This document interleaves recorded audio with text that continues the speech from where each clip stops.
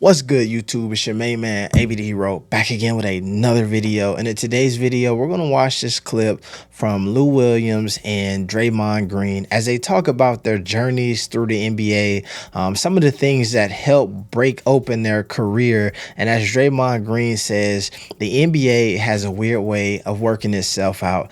Let's get into it. Triple B's! AB the Hero, back at it, baby.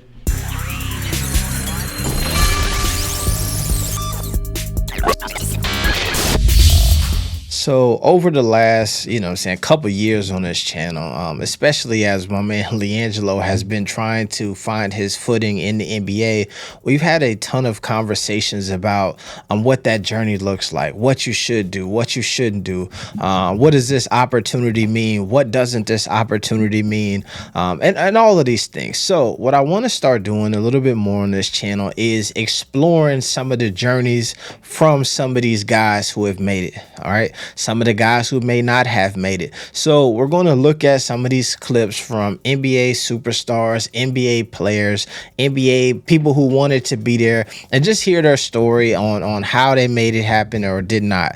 In this video today, we're going to start with a clip from the Draymond Green show.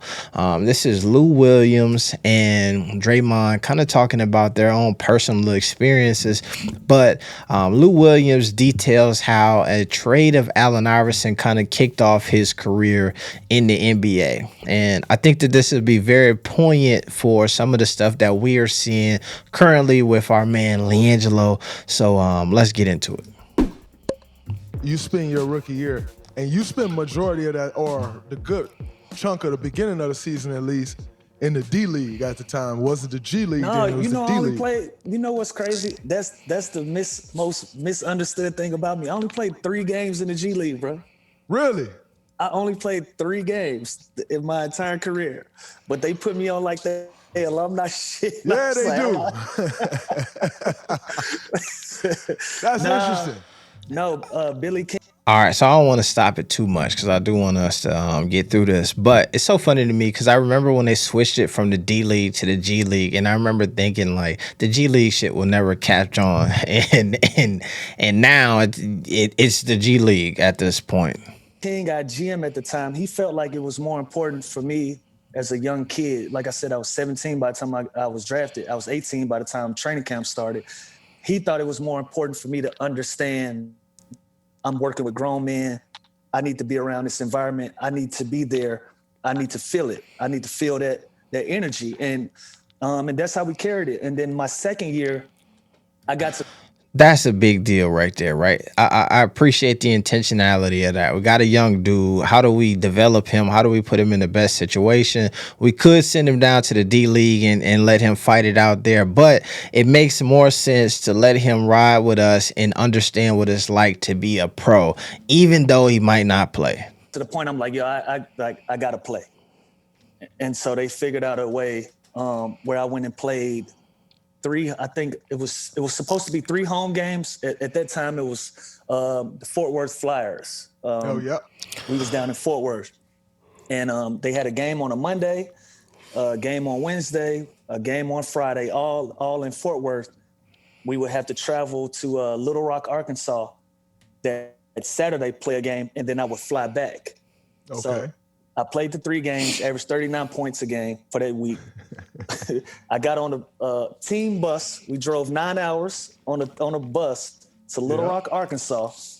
I get to my room in Little Rock, Arkansas within the hour.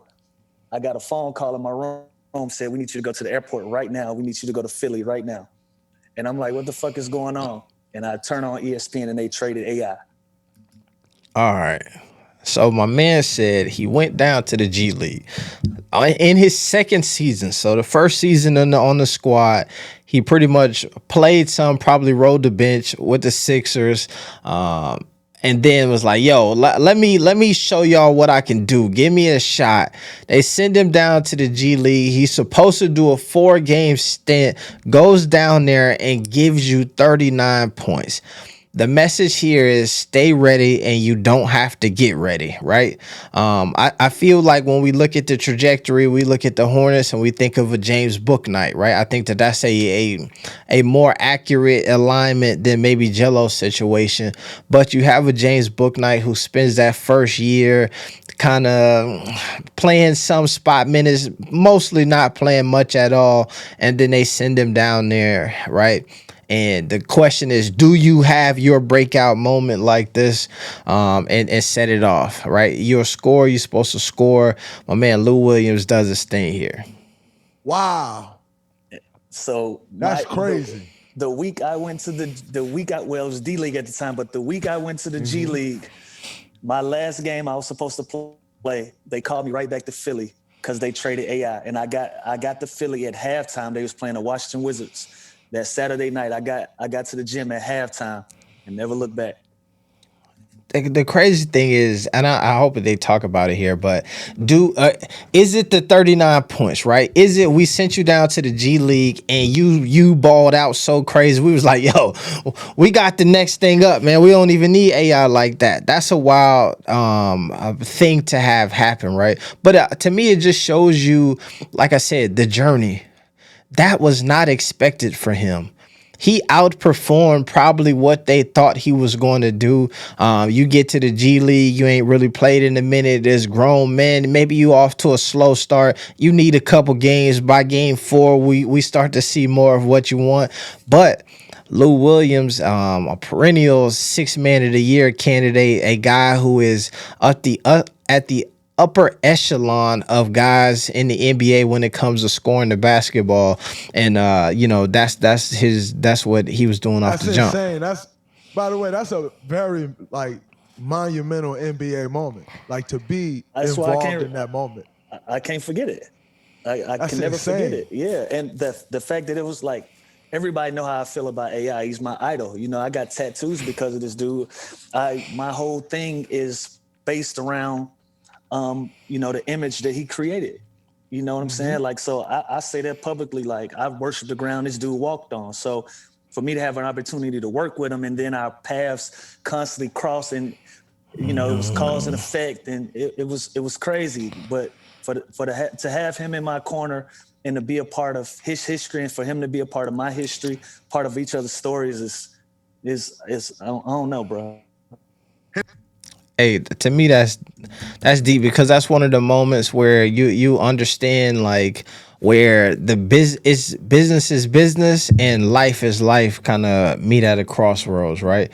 You got a guy who he's saying is his idol, somebody he aspired to be like, and his success was and for lack of a better word, but his idol's downfall, his idol's cue that it's time to go. You know what I mean?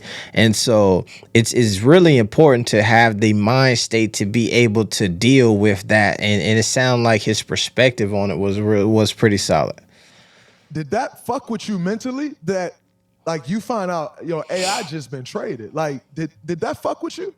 It fucked with me, but it was more like everything was 100 miles an hour at that time for me.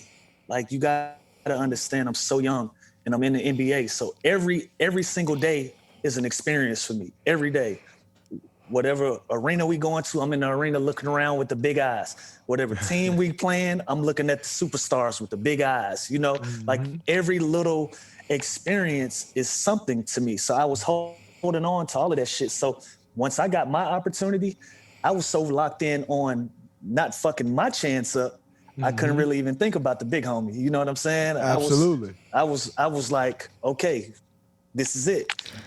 That's what I'm talking about right there. That's one of the points that I want to drive home with this whole thing in this series is the perspective of life that he's talking about, right? For him, just being on, not even really playing like that, but just walking into the arenas, having the experience, checking into the hotel, doing this, going to the new arena, going to play new players, going to all of that is just one of these surreal moments of life that is like, I'm so engulfed in that I can't even think about the fact that I just axed out my hero, or you know what I mean. I don't want to say that because I don't want to make it seem like they, you know what I mean, has some friction or something like that. But I think that's one of the messages that I keep harping on when it comes to some of these situations and journeys that we're watching currently, is that some of this stuff it's a positive. Shoot, going to be in the G League for a lot of dudes is like, yo, you hit that's a dream come true. Going to sit on the end of the bench in the NBA for some dudes is a dream come true. Shoot, being in a practice squad in the NFL, dream come true. Special teams, dream come true. Like, obviously there's levels to it, but there's things that you got to hit in order to activate that next dream. And obviously, you know what I mean, if you playing professional sports, you probably like, man, I'm trying to be a Hall of Famer or something like that. However, there is just some steps that you got to take in that journey, and it's more important to really be able to smell the flowers as they're blooming, or as you are in the building, than it is to have to try to remember what they smell like when the career is over and you start reflecting. You know what I'm saying? Yeah, this is my opportunity. That's interesting. I my rookie year, I had Mark Jackson was our head coach, and the day before our first regular season game, first regular season game, he pulled me to the side and he's like, "Yo, you know, the NBA has a weird way of working itself out, and you know, you may not get an opportunity right away, but everyone gets an opportunity, and just make sure when your number's called, you ready for your opportunity." So I'm like, all right, cool. Like, in a weird way, I think he telling me like, tomorrow you're not going to play. So I'm like, let me mentally prepare myself for that. And so I don't play first game. Second game, we play. Were you dressing though? I'm dressing. Okay. I am dressing. So, and for those of y'all that don't know, what he's asking about dressing is, in the NBA, you got 15 roster spots. Only 13 guys can dress. Other 2 guys are inactive. So I was dressing. It's 13 now. Then it was 12. Facts. Facts. Absolutely.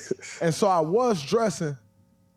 Second game of my career, and at that time, I came in the league, they had me playing a 3, which is a disaster, and almost had me out of here. But the second game, Brandon Rush tore his ACL. And so I'm sitting there on the bench, and I'm like, yo, this is what he was talking about. Like, everybody get an opportunity. In that game, I still only played 3 minutes. But that's 3 more minutes than I played the first game. And let me pause this here because I want to say it's when you listening to them talk and thinking about the journey. My man said they had him playing a small forward, and which was a disaster and almost got him out of the league, right? He also then said that the coach said, yo, everybody finds their opportunity. Everybody gets their opportunity at some point, right? The NBA has a weird way of working itself out like that. So he's waiting on somebody else to get injured to get that opportunity, right? So maybe eventually that happens, but in a crazy world, maybe that don't happen. So you already up against the fact that they got you playing 3 when you probably should have been a 4. You already waiting on somebody to get injured, and they are hoping that they don't have no injuries. And you're hoping that once you're 15 people on the roster, 2 of them are inactive. So you're also battling to be one of the people who get dressed, with the coach already telling you that you're not going to play. So I really want to harp on how interesting and how ready you have to be, but also how one small thing could not go your way and you could be in and out of the NBA. And like, I try to tell all the young guys now, and to know that was your mindset at 19. Like, I wasn't ready for that. I was 22 years old, and you was 17. Well, second year, so 18 turning 19. Right. I wasn't ready for that. I was messed up because, you know, in my life, I had never not played before. Yours even more so than me, because you going from high school, but I had never not played before. So mentally, I just wasn't ready to not play. Right. And I'm like, yo, this is a different thing for me. But then I saw that guy, I saw Brandon Rush get hurt. And I'm like, okay, I see what he mean now. And then my chance came, and it'll go, and it'll come, and it'll go, and it'll come. But every time it did come, I was ready for it. And I think that's what the young guys don't understand these days. I think young guys these days, sometimes they end up so entitled.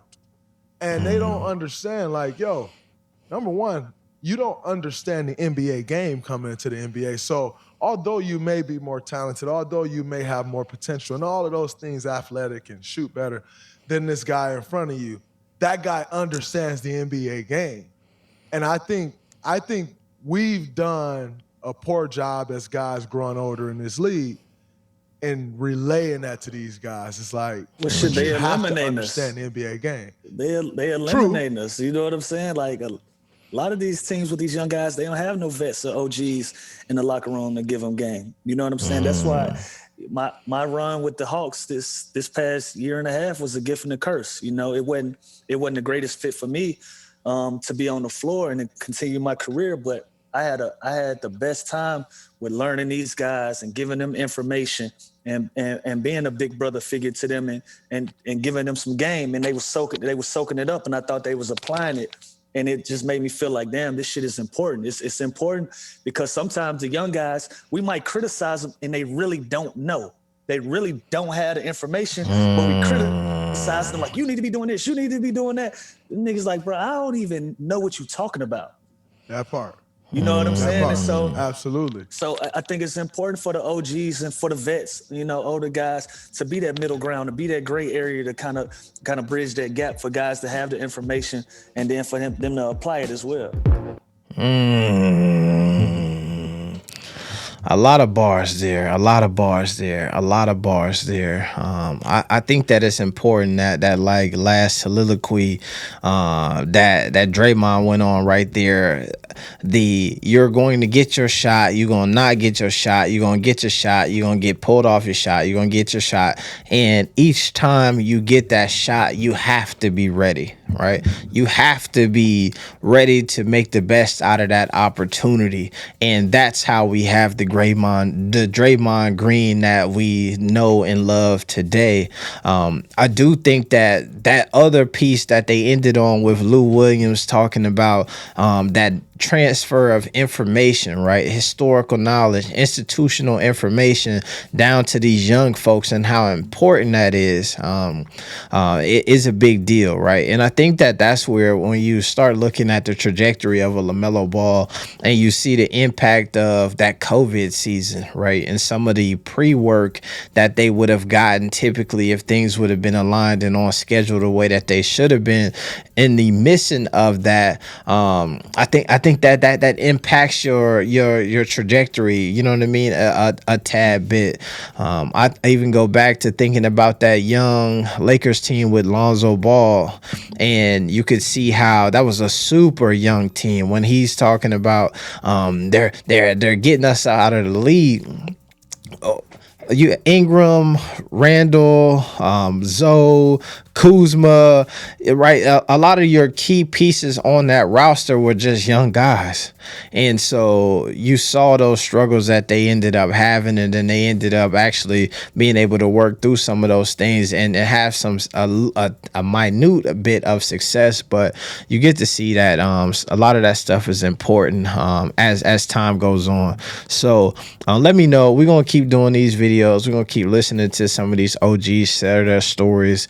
And we'll tap back in. It's your main man, AB the Hero. We're getting up out of here. Peace. Be the hero.